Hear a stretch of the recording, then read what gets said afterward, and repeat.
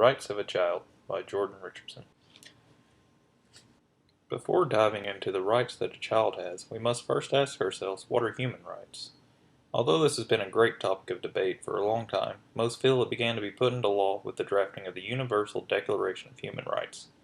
It was first framed by members of the Human Rights Commission, with Eleanor Roosevelt serving as chair. No one wanted the atrocities of World War II repeated, so in 1948, the United Nations adopted the Declaration. The document consists of 30 articles that outline the basic principles that humanity is entitled to. And while the document itself has no legal binding, meaning that its contents cannot be enforced, it has been the basis for multiple human rights treaties that are enforceable by the United Nations.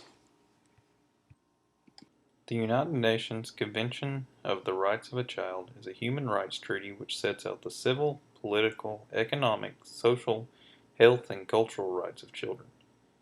It deals with child-specific needs such as care and guardianship.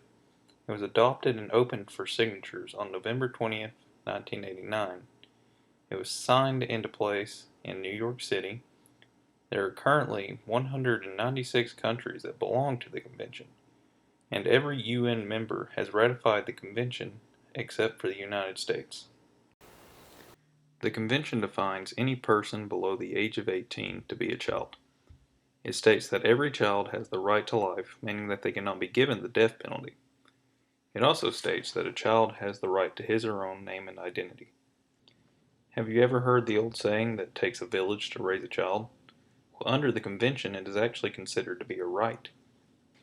It is also a child's right to have a relationship with one or both of his parents, even if they are separated.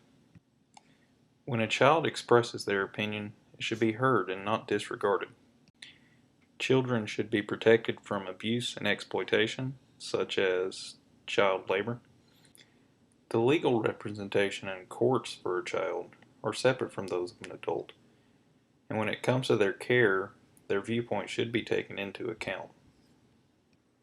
The convention states that a child should not be subjected to mental or physical violence. However, it does not make any direct reference to corporal punishment, like spanking. Earlier I said that the United States is the only United Nations member that has not ratified the convention. However, they have signed it. In fact, they even played an active role in the drafting of the convention. They commented on every article and even proposed 7 of the original texts. But the ultimate reason that it was not ratified is because certain individual states wished to retain the rights to execute minors.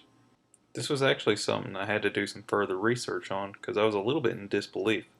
But there are still 3 states that will give the death penalty to someone that is 16 years of age or older: Connecticut, New York, and North Carolina. This was a little infographic that I pulled off of the Wikipedia page for the convention.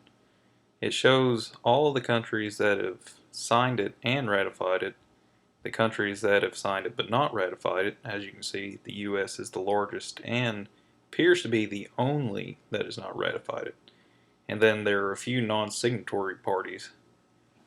I was trying to figure out who these non-signatory parties were, and upon further research, I found that there are 2 other countries that have not ratified the convention. Those countries are Somalia and South Sudan.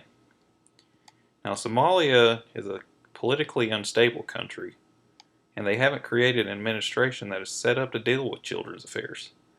They have signed the convention, but they have not ratified it. South Sudan is a newly constituted country.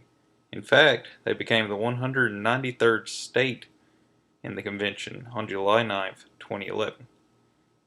Being a newer state, they have not signed or ratified the convention. So what are the differences between human rights and the rights of a child? There really aren't any. A child is guaranteed all of the same rights that a normal adult would have. The difference is that they actually have some extra rights that pertain only to them. If any of you are still awake by the end of my presentation, I'd like to thank you for listening, and I'd like to wish you all luck on your own presentations.